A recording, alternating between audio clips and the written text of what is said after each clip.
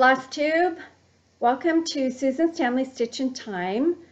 I'm Susan and this is Floss Tube number 10.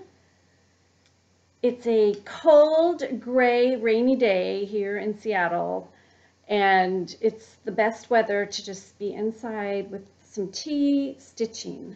So I don't know if you have weather like that where you are, but I hope you'll grab some tea or coffee or whatever you like to drink and join me for a little bit of stitchy, quilty, fiber art chit chat. You know me, I'm always, I'm jumping down lots of rabbit holes, so it's fun. Anyway, welcome back to those of you who have subscribed and follow me. Thank you, and I'm so glad to have you back. And if you're new, welcome. I hope you find something of interest and stay. And I love sharing all these passions of mine with you as far as quilts, cross stitch, textiles, notions, all kinds of good things. I want to start out and just say that no, I wasn't at the Quilter Station retreat, and I know it was kind of confusing. I met up with 3 ladies from the Seattle area the day before 2 of them left to go to the Quilter Station retreat, and those pictures popped up on Instagram, and so people were asking me, how come I didn't see pictures of you at the Quilter Station retreat? I just saw one, and then you were not there anymore. Anyway, so I met with, let's see, Trixie, Tricycle, Jody, Lisa, Kindred Stitcher, and Lori, Textilist. They all live in the area, and we went to the Carriage Country Quilt Shop and had a blast, and then we had lunch and talked stitching and could have kept going for a really long time. So it was really fun. I missed that interaction with people so much, and it was lovely. I loved it. Loved every minute of it. I would have loved to have gone on the retreat. I would have hidden in your suitcase and traveled with you, but this wasn't my year to go. So maybe in the future. It looked like it was a blast. All these retreats, all of them have just looked like so much fun. And just the camaraderie and just knowing people on Instagram and then seeing them in real life, or knowing somebody from FlossTube and meeting them in real life.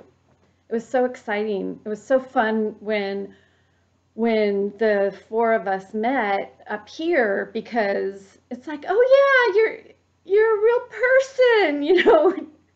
I don't know, it's kind of silly, but it was really neat. It was really fun.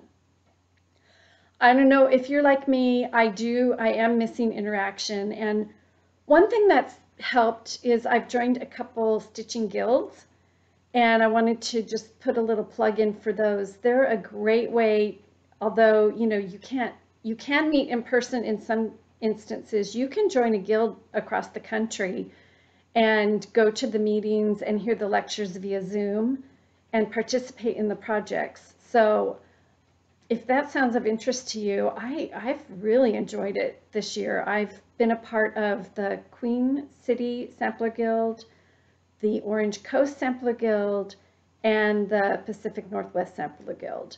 And we've only met via Zoom. I believe some of them have met in person now, but I've benefited from being a part of it, even though I live quite a ways away, except for the one here in Seattle. I've been able to participate in things at such a low cost. I haven't had to travel and incur that expense. I haven't had to, you know, have days away. I can just do it in the comfort of my home, watching the meeting and participating in the discussion. It's just been great. So I want to put in a plug for that. And then I also, of course, have to talk some more about the Great Floss Drop Exchange, the hashtag Great Floss Drop Trade. It has just been so fun. Probably 2 or 3 times a week in the evening, I'll get a package or a little note card with some floss drops from somewhere, from somebody. And you know, we communicate back and forth. It's just been a blast. I just highly recommend jumping in if you're at all interested, because it's super fun. Michelle, Mama Loves You GB, set it up. She has great information on how to get started. She is featuring every floss drop as they come in. So I think what I'm going to do is feature them as I use them in a project. And that way you'll just get to see them highlighted. I've had a lot of questions about the image that I chose for my floss drop. So I'm gonna grab something.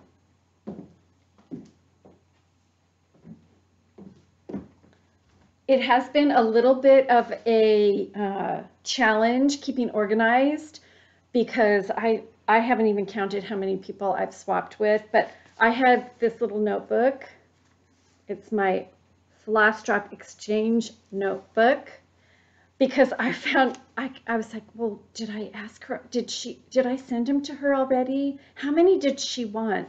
What were we gonna swap? I mean, it was getting, you know, I was getting confused quickly. So I have this little notebook, and it has the floss drop friend's name, their Instagram account, their address, and then yes, we are gonna swap, and how many, and did I actually mail them out? Because that's another thing I keep thinking, oh, what if I forgot to mail them to somebody? And they're thinking, gosh, that lady in Seattle wasn't very nice. She never sent me my floss drops. So anyway, so yeah, more rabbit holes. It's fun. It's all fun though. So my floss drop has this image. And people have asked, you know, how do you pick an image? Well, Michelle mentioned early on that you should pick something that is in public domain, that doesn't have copyright. And there are several images that are non-copyright, and you can do a lot of research to find them. And I wanted to find somebody stitching. And I love the early 1800s, and this lady is actually even from before then. So anyway,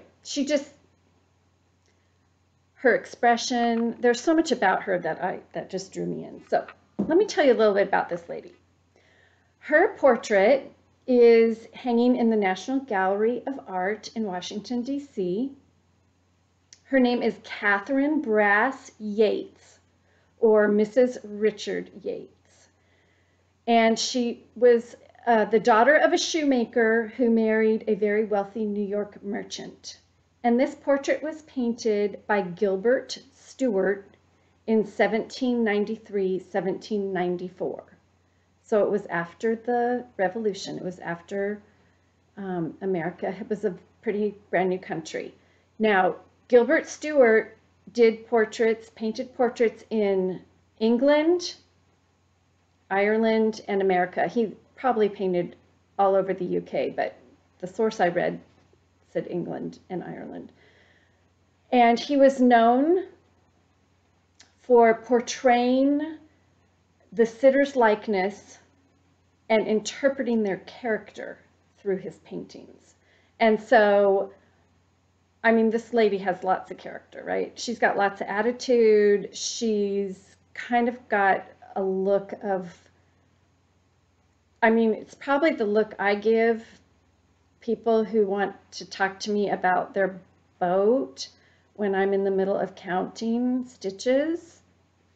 Sorry, honey. Anyway, she's an interesting person. I can only imagine if that face ever cracked a smile. I don't know. But she's almost daring you to interrupt her. She was obviously a woman of means and a woman of class. And the painter, Gilbert Stuart, I just see the image on the internet, and I printed this out just on photo paper, but the detail and his skill, I'm not a painter, so I'm just in awe of the way he showed this sheer fabric and this gorgeous satin and the velvet and the chair. But what really drew me, I mean, her expression drew me, but I love the way her hand is holding the needle and the thread, because I do that exact same thing. And when I'm stitching, I have my needle and I push the thread out with my pinky. So that's why I picked her. Now, Gilbert Stuart painted in the 18th century over 1,100 paintings. And one of many famous patrons asked him to paint them, their image, their likeness. And one of those famous patrons was George Washington. And oddly enough, the painting that Gilbert Stuart, one of them that Gilbert Stuart did of George Washington, ended up being the image used on our dollar bill. So there you go. More trivia.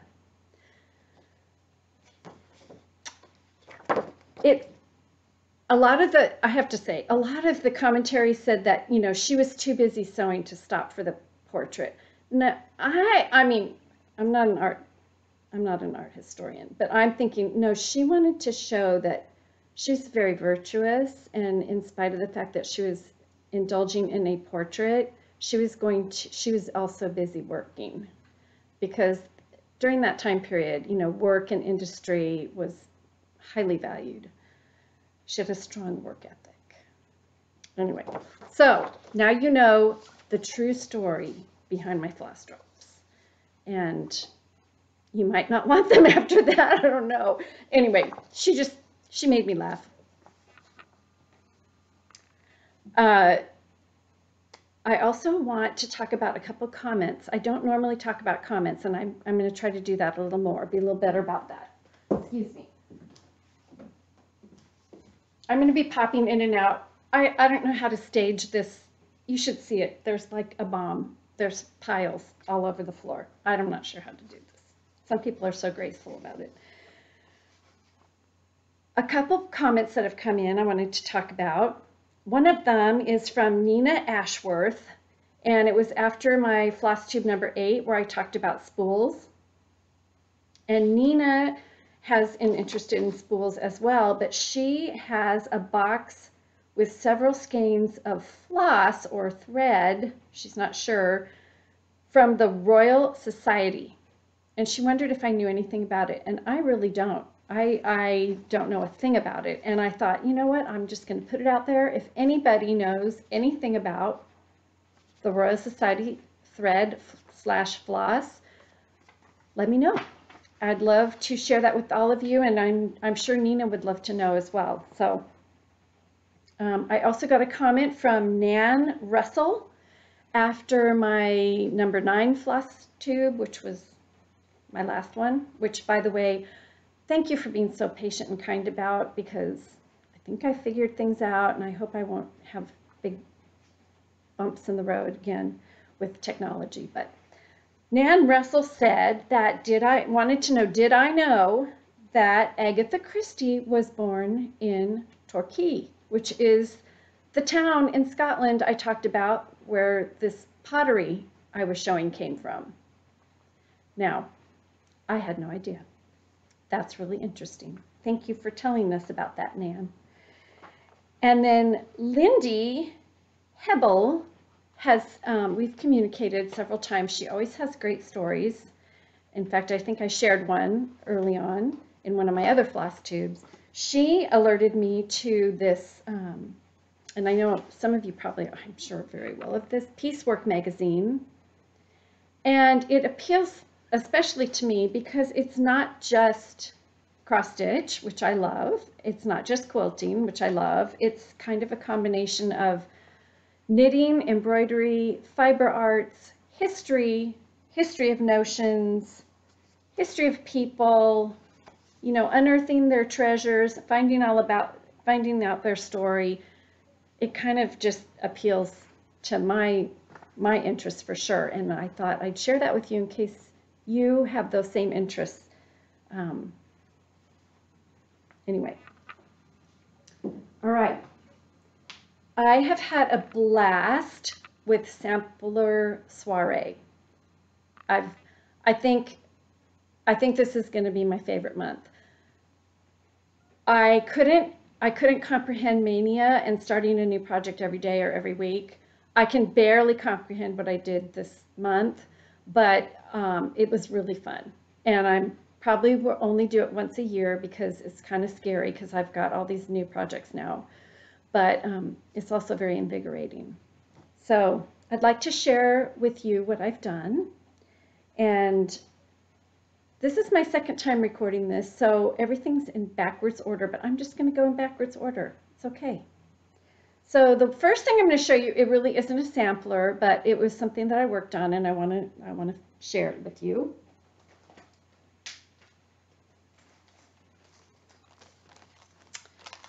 I may have showed it before, I don't know, but it's the Amelia Pool sewing basket. Let's see. And Amelia's sewing basket, her flosses are honored to hang off this gorgeous floss drop from Noelle Weston. So thank you, Noelle. I sure appreciate you swapping with me, and your floss drops are gorgeous. So what I did, okay, X that. That was for a different project. Noelle goes on the next project, sorry. Poor little, this lady, this sewing basket, she doesn't have any fancy floss drops. She's just plain old things. Okay. So here's what I've done so far. Amelia Pool. I love stitching dresses. I loved stitching the little dog and the shoes and the hair. I just loved stitching this. So that's the cover for the needle book. And then I have to order the paper mache base, and I think I found it on Country Sampler. Those are, I can't find them anywhere. Michael's, Joann's, they're just not available. Here's the floss. I'm stitching this on 28 count steel gray. So it's very mute, it's very subtle, and I threw this one in, but I don't think I'm going to use it. I wasn't sure if it needed more color. This is the black. It's not, the black is actually espresso bean. So it has a little bit of brown in it, which I really like. I like that really subtle little pinky color, which is, what is that? Faded rose. Yeah, really nice. So I'm excited to finish this. I know fully finished, that's going to be a new experience for me to apply needlework onto a box like that. So that'll be fun. And I pulled this fabric out of my stash. It's a gorgeous, not sure how to pronounce it exactly, Uwa.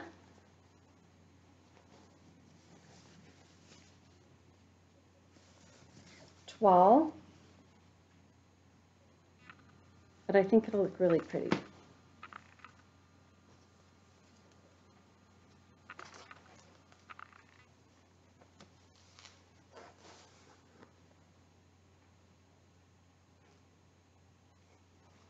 So that was something that I worked on this month. And then the next one was honored with Noelle Weston's gorgeous floss drops. And that was Charlotte Clayton. And Charlotte Clayton is a sampler that is an antique that is held up here in, make sure I get it right. The proceeds benefit the Jefferson County Historical Society. It was charted by the Northwest Sampler Guild, and it is in the Heritage Museum at Fort Worden. So that's near where I live, and I thought I like the idea of stitching my heritage or stitching my life, stitching where I live, stitching things that mean something to me. I mean, I guess that's what we all do, right? But these are things that are kind of calling my name right now, as far as ways I want to commemorate, things I want to leave as my legacy stitches. So here's the chart.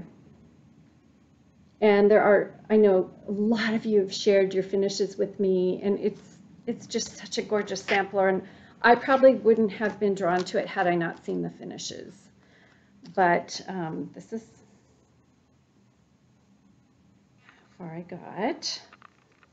I started this on a piece of linen and stitched all day, I think a day and a half, and then realized, oh, this linen's not the right size. I don't know what I did. Anyway. The next day, this beautiful piece of linen came in the mail, and it's 36 count mystery from a dear friend, and it was perfect. So there's the kitty cat in the corner on a tuffet. This right here is page 1, and there are 12 pages. So I thought if I could do a page a month, I could finish this in a year. I don't know if that'll happen, but it's a good plan. So that is Charlotte Clayton.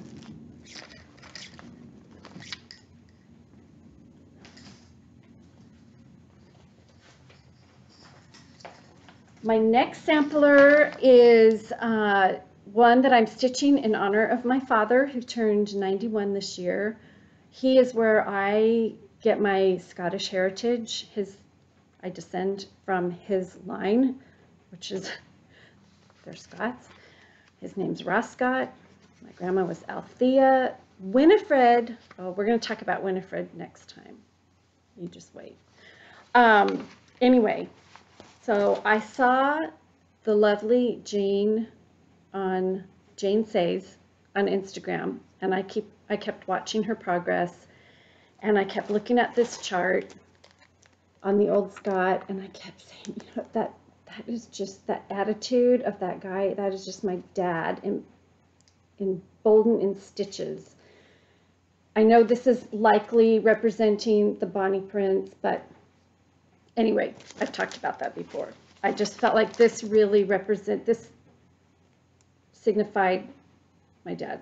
So I started that this month, and Jane has a lovely hashtag the old Scot, and I asked her, you know, can I join in onto your hashtag? And she said she thought I should start one with my father's name, and I felt a little bit self-centered, but I said, well, how about I do RSM, his initials, hashtag RSM the old Scot, and then that way I can chart my own progress, or anyone can join in, and then I can join in on your progress too, and I'll also post on hashtag the old Scot. Now Jane also has a YouTube channel, and it's called Windy City Stitchers. There she is, and I have just loved watching her progress. I mean, this is not up to date, but her Instagram is Jane Says 8. Her progress it makes me very happy. So I've started doing these tags because I've got a lot going on, and things are getting mixed up. But so this will be the hashtag. If you want to join, I think Rebecca from Hedgerow Stitching has started. And I did this. I also wrote, and I don't know if you can see in pencil, I wrote the day I started it. And I'm just going to use this little tag as kind of my little diary, because I think it'll be easier for me to access this than going back in a book. I do keep records in my book, so I know how many days I stitch, just for fun. It kind of, at the end of the day, I can write down what I stitched that day. Anyway, so I got the silks from the attic. I asked them to put together a silk pack of the called for, and it's the Soie d'Alger, and this is how far I got. I'm stitching on 36 count platinum, and I love I love it so far. I loved doing that flower. I love red and green. I think I just love red and green. That was the first time I'd done the four-sided stitch. That was really fun, actually. I'm a little nervous about the satin stitch. I want to get nice coverage, but I did see Nicola talking about how to get good coverage with that. So anyway, that's my second time, you know, because I had to get rid of the first piece.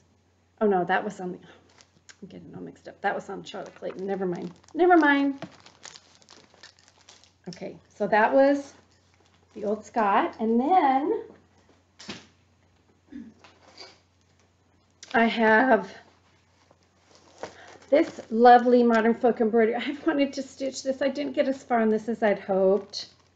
This is being stitched and the floss is being graced, is being so beautifully hanging from Ann Kimball Stitches floss drops. Aren't those gorgeous? This is Modern Folk Embroidery Dutch Bird Sampler. Look at, I mean, look at that. Is that with the floss drops, and the floss is so pretty. And so, of course, you know, the colors on the floss drop match the colors in the chart. So then it's all pretty. It's just so fun. And this is how far I got. I wish I'd gotten farther, but I'm stitching this on 37 count Russian tea cake by Access Commodities. I had to hurry up and stitch a little border so I could get over to the skirt and start on the woman. I mean, so I'll stitch a little border, stitch a motif, stitch a little border, stitch a motif, and then I'll get to a point where I just will stitch the entire border and make sure it's going to match up, and then I'll start really focusing on the inside. So this I stitched for Sampler September, but I'm also going to continue stitching it on Feathered Friday for the hashtag Feathered Friday Sal, which Kim Goldman is hosting. I believe it's just Kim. It might be somebody else. I can't remember. I'm sorry if I didn't get everybody on that. And then the last thing that I've been stitching, which is in this gorgeous, this is my first real project bag that I was gifted from my dear friend Ruth for my birthday. Isn't that beautiful? That's William Morris fabric. It's a beautifully made. It's patchwork paw print, handmade by Patchwork Paw Prints, and it's got this neat wooden button. It's beautiful. I wasn't going to get all crazy about the project bags, but I'm getting crazy about the project bags. This is Elizabeth Adelsey, hedgerow stitching. Her charts are fabulous. They come in black and white, they come in color, they come page by page or full page. You have every option in these charts, and they're downloads. Now, this is being stitched in honor of Betsy Klager and her health challenge. We're going to help her power out her health challenge. Hashtag stoopidtumorsal. I had these silks, and I decided to use them. And of course, you know, they're beautiful. Beautiful, beautiful. And this is on 40 count Wren by Picture This Plus, and it's going to be a tiny little sampler, and it has some ghosting, which I really don't mind at all. Anyway, that's how far I've gotten. Love this linen. Love this project. Love it. So this one I will continue into next month. I I enjoyed having just these 5 projects sitting there, and I would rotate through them. And I really enjoyed that. That kind of kept me accountable and on a schedule. And I haven't really been much of a scheduled stitcher, and I think I'm going to try a little bit more of, you know, this is kind of my focus for this month, 2 or 3 things that I really want to concentrate on and see if I can get better progress. I don't know. Anyway, this beautiful. All right, so those were my sampler soiree stitches. And then I also worked on my quilt, which I've talked about in most of my floss tubes in the past. It's a quilt that I'm reproducing called the Civil War Bride. It's also called the Lost Groom, and it's also called the Bird of Paradise quilt. And I won't give you a ton of details because I've talked about it in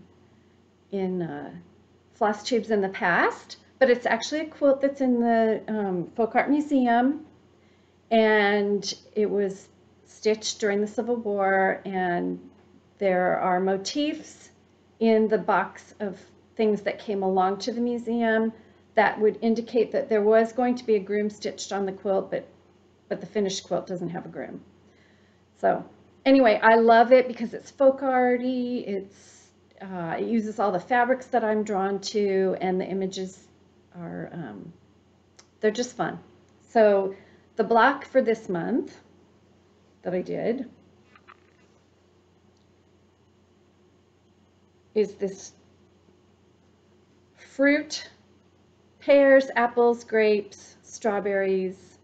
These leaves need some embroidery stem stitching, you know, so they've got like the vein inside the leaf. But that's the one I did. And so of course, as I was doing this, I haven't shown you something that I made for this project too. So I'll show you that really quickly. When I have a big project like that, and it's going to be sitting out in my stitching area for probably 2 years by the time I get all those big borders done. I like to kind of kit it up in some way that's going to be pleasant to look at. So it's all applique, and I'm using a ton of different color threads. So I just got one of those cardboard boxes and painted some of the images. I've painted one of the blocks onto the top of the box, and lined it with paper, and then, you know, made a little tray so I could have all the threads in there. So it's just easy to get to, and this I think I made this little box. Oh yeah, it's got needles, and you know, I just like to have things accessible, but then I can put it all inside, and it's just like, it looks kind of like a fabric factory all the time, unless I kind of keep some sense of order to it. So I'm going to show you this. You might know what it is, you might not. I don't think that you can use this for floss. I don't think you can use this for cross stitch. But if you are a sewer, any kind of a hand sewer, applique, or even if you're doing hems or whatever, this is a needle holder. And what's cool about this, I'm just going to pull, is I'll show you how to put the needles in. You can have needles with all different colors of thread, all stacked and ready to go. Or you could have needles with all the same thread too, if you're going to be doing a lot of applique or stitching with the same thread. And you saw how easy that was to pull out. So you line up this hash on the wheel with this divot in the side, and you take your needle and you put it in to the hash, and then you take your threads and wrap them around the divot and hold them.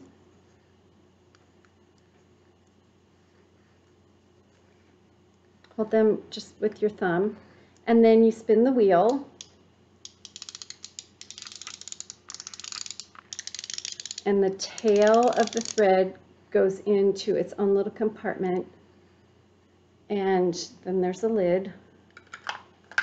And then when you need red, and it's a piece that's long enough worth saving. I mean, if it's a tiny piece, I wouldn't put it in here. Anyway, it's just a really nice option. I know a lot of you are doing the Blackbird sew along, and a lot of those projects have applique, and it's a really, I find it to be a really useful tool. So, okay, now we've diverted into a whole nother. So, this was my block, and I thought, well, obviously there was kind of this theme going on with some of the things that I got in the mail and that block, and I thought, okay, I'm going to talk about pears. That's going to be what I talk about. I'm going to look into pears, and I'm going to find out all about pears in the 1800s, in art, and in stitching. So, I'm looking for a book. Please.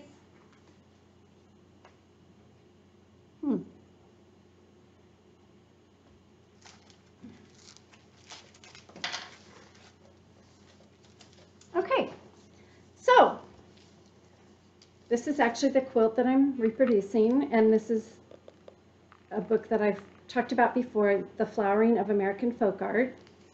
And you can see that this quilt is just covered with images of fruit and abundance. And so when I looked into pears,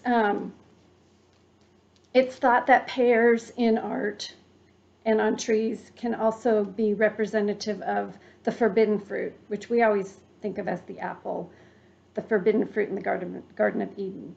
But pears in 18th century art appear on trees and in bowls, or they stand alone. And they symbolize abundance and hospitality and sustenance. And so for sure, the Civil War bride quilt, she was hopeful. The stitcher was thinking of the future and wanting to bring all those images in. In the Odyssey, the poem by Homer, the Odyssey, pears are called the gift of the gods. Now, not everybody likes to eat pears, but here's some images of, so you think of these little girls doing their samplers in the 1800s, and this is the kind of art they were surrounded with.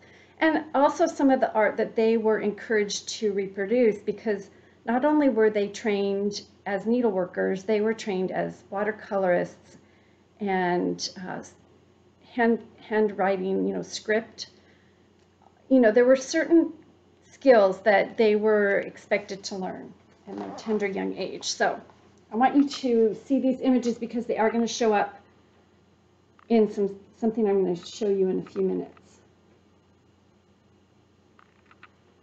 And sometimes these were painted on velvet, and I'm just learning a little bit about that, and I believe it's called theorem painting, and that's a whole nother fun rabbit trail. But watercoloring and painting were also part of a young person's education in that time period. So I thought, well, you know what, I'm going to show you, and it worked out great because I got this lovely book from a lovely viewer. I'm going to show you some of the quilts that really have this same theme going on. And these quilts are called Baltimore album quilts, and they were stitched in the 1840 through 1850, probably 1845, 1855, kind of in that time frame in Baltimore. There are quilts very similar to these that were stitched elsewhere, but to be considered a true Baltimore album, it had to be stitched in Baltimore. So,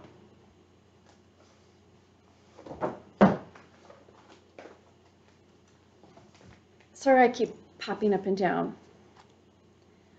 This lovely viewer, and I didn't ask her permission if I could share her name, but sent me this gorgeous book. And I believe she said it was a collection of her mother's. And it features some of these Baltimore album quilts. Now, I do have some books that have pictures, and I'm going to share those as well. But these are black and white, but they really show, and of course there's the pear, these images, and I felt like this image was so similar to one of the watercolors that I showed you just a second ago. So these are very intricate applique. So you think about your applique that you're working on, possibly for your Blackbird designs. This one's a little simpler, but there's those pears, the grapes, the pineapple, you know, just a lot of images.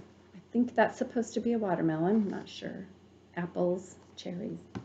Anyway, so Baltimore album quilts flourished for about 10 years, and they featured some really strong colors. They were frequently inscribed with autographs or verses, or maybe an inscription was cross-stitched on the Baltimore album quilt. And that also I find very interesting because, you know, they were using their needlework skills in more, their cross-stitch needlework skills, which they were learning for possibly marking samplers for learning to stitch on their linens, but they were also using them to stitch on their quilts.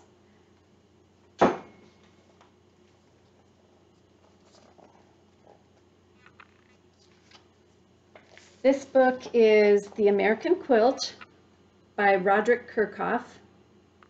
It's got a nice chapter on Baltimore album quilts, and that just gives you a little bit of an idea of some of the colors used. Lots of red and green, lots of flowers, lots of life.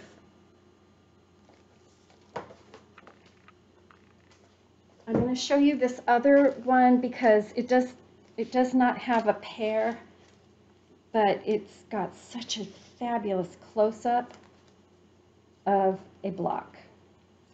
And this wonderful book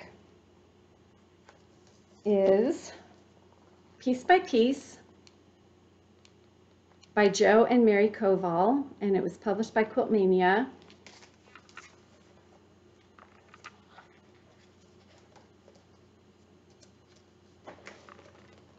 Okay, here's a close-up of a block, and then just some more of those gorgeous colors. And there's the, you know, the fruit basket and the flowers. And so I just thought it would be fun to share with you some of the other things that were going on in art and in stitchery around the same time as some of these samplers were being stitched. All right. Of course, you know me. I had to try charting out and stitching a pear as a pieced block. And I know there are quilts out there with this already, but it's fun for me to do it. So what I do is I chart it out on graph paper, kind of like you would do with cross stitch, but now this is what the finished block would look like. So you have to add your seam allowances if you want to try doing something like that on your own. But let me show you what I did. My husband wasn't sure these looked like pears, but they are kind of funny looking. So this one looks more like a Christmas ornament. So I made these 3 pairs, and I thought, you know, they would be cute little pin cushions in a dough bowl, stuffed. They might be cute as a pin cushion with a needle book and a scissor holder.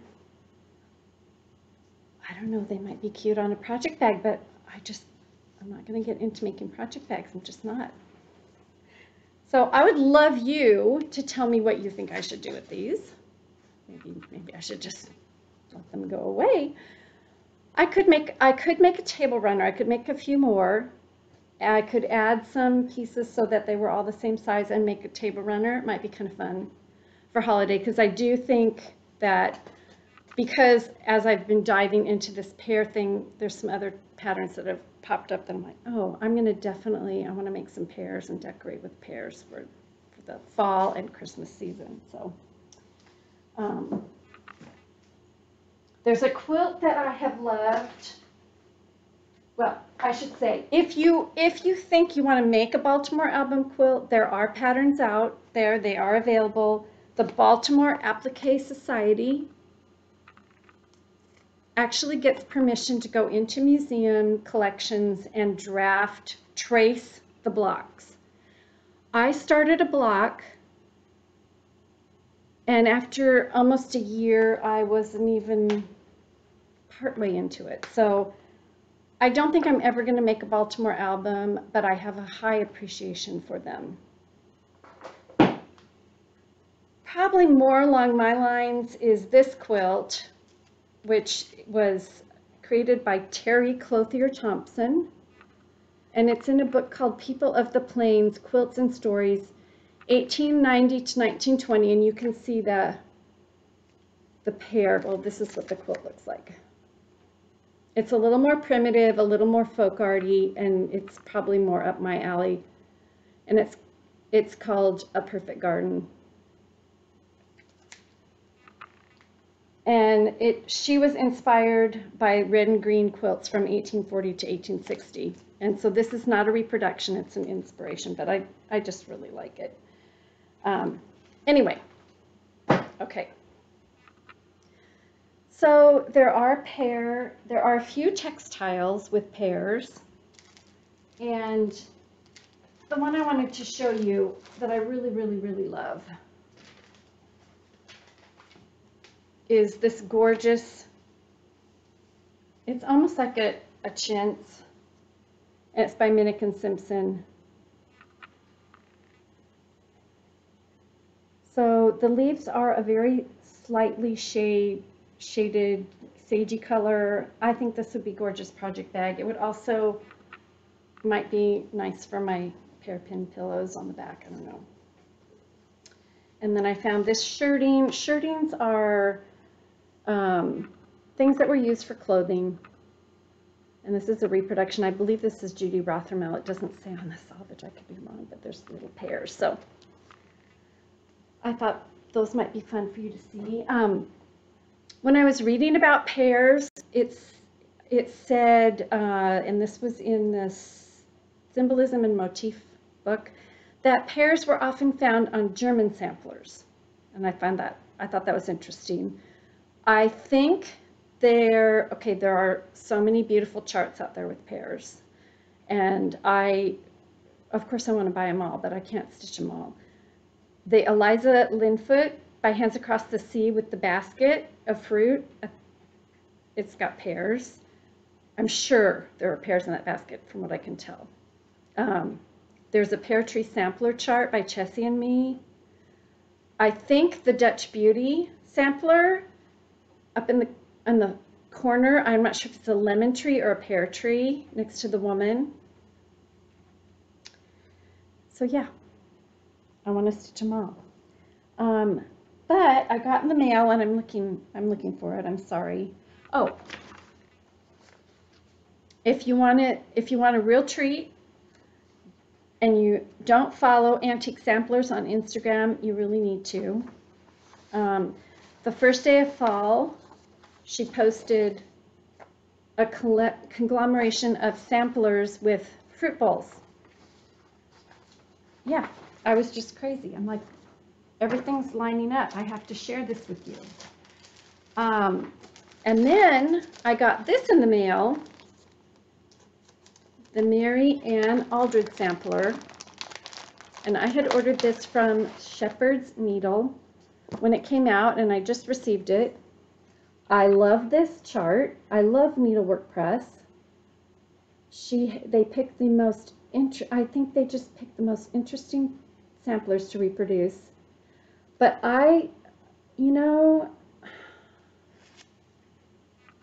they're kind of pear-like. They're kind of pear-like apples, I must say. So, they might not be pears, but they might be pears for me. I don't know. So here's the floss. The kit came with all the overdyed, and this is the color that the pear is, or the apple. So, pears are golden, pears are green, pears are kind of rosy red. I don't know if this is a German sampler. I haven't read about it. I have no idea. If it is, then I'm going to be more suspicious that those are Pears. Vintage Country Mocha is the linen, 36 count. So that will, I think this is going to be my pear chart. Whether those are pears or not, I'm going to call them my pear chart. This sampler, I don't know if it's still available from Shepherd's Needle, but there's a Facebook group, and I was so excited to be able to get one. I think it's absolutely gorgeous.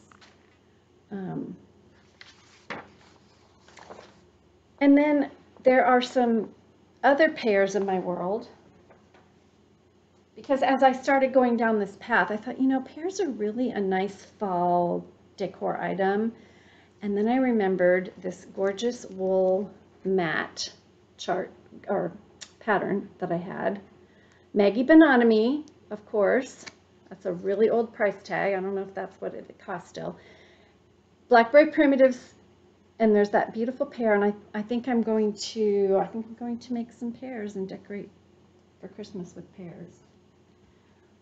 I have a gorgeous pear pin pillow that a friend made for me out of Maggie's book, Nature and Other Offerings. This is by Betty. Thank you, Betty, in Texas. She made this for me. It's very special. I love it. Gorgeous, gorgeous wool, hand dyed.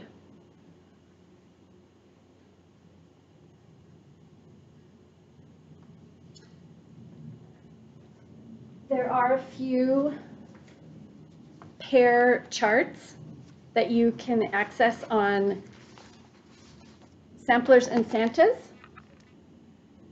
There are several. Catherine Adrian stitched one, and I think I downloaded. These are free, and I think these will. I think I need to have a few of these spaced around with my holiday decor.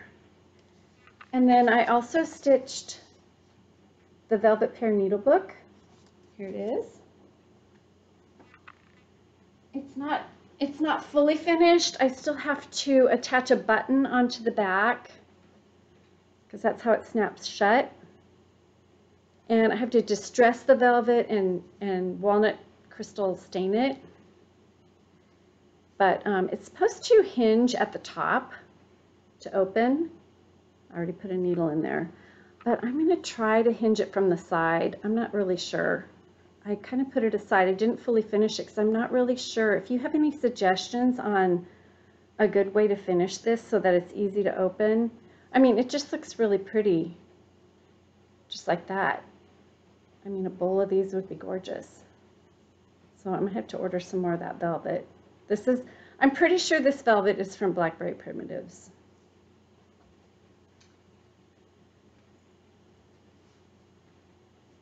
All right, and then I want to share some stitchy kindness. So that's kind of my little rabbit hole down into pear land. Wonderful stitchy kindness, just such a fun month. 2 charts that I received from Ellen, Ellen with my needle. Shared 2 of her new charts that I have just been drooling over, and they came in the mail, and it was happy dance for sure. The first one is Quaker Samplings 6. It's just gorgeous. I have so admired Michelle, Mama Loves You GB, her finish on one of With My Needle's larger Quaker pieces. It looks like instead of a drum, it's almost like a cake. It's beautiful. All of Ellen's charts have options for fitting the finished item to your spool if you choose to do it that way. Very helpful. And then this one that I really have to sit on my hands to not start right away is Sampler Maker. I just love this. I don't know if her dress will stay blue. My stitching room is red, lots of red, but again, all the adaptation options. Love it. So those are two exciting things I'm anxious to start. I had a lovely friend send me this book. It has needlework tools. You know, I love to talk about those. You know, I like to collect them. I don't have a huge collection, but they're just fun treasures to learn about. And I love the information. It's good information in here. And so it's really fun to have. This is actually another collection, right? Padma, one of my viewers who is so encouraging and supportive, sent me this because I think peacocks are going to be my logo or something. I don't know. Peacocks kind of, look at that peacock. Oh. Thank you so much, Padma. I will enjoy stitching. This is gorgeous. I love everything about it. I love the colors and the linen, everything. It's beautiful. It's Jeanette Douglas design. Sorry. And then when I met with Jody, Lisa, and Lori, Jody brought me a real treasure, and I don't know why this card just makes me feel really emotional, but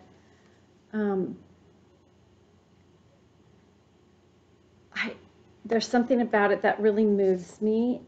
It's the artist is the Eileen Sorg. I'm not sure I'm pronouncing that correctly. The Pursuit of Happiness. And there was something about the crow who's just plain and simple, kind of bedazzling him or herself with these peacock feathers, and like I was just getting all reading into it, like, can we be happy just being crows? And you know, anyway, I love this, and it's going to be framed and put in my sewing room. And she also brought me some silk, because who doesn't need a strand of that gorgeousness in every peacock they stitch? Can you imagine? So thank you so much, Jody. That was so, so kind. And she had found some Corticelli silks in an antique mall, and she gave me one of the spools. So I just continue to feel so lucky to be a part of this group of kind stitching people, and I'm just really grateful. So, okay. Thanks for hanging in with me so far and indulging me, letting me talk about all these things that just interest me, and I'm so thrilled to have people to share it with, and I would love to hear your comments. I'd love to know what you think I should do with those pieced patchwork pears. I'd love to know what you think of pears. If you know a sampler that has pears that I don't know about, I want to hear about it. If any of you have stitched a Baltimore album out there, or even a block, I really want to hear about it. Until next time, happy stitching, and make sure you make time to stitch. All right, take care. Bye-bye.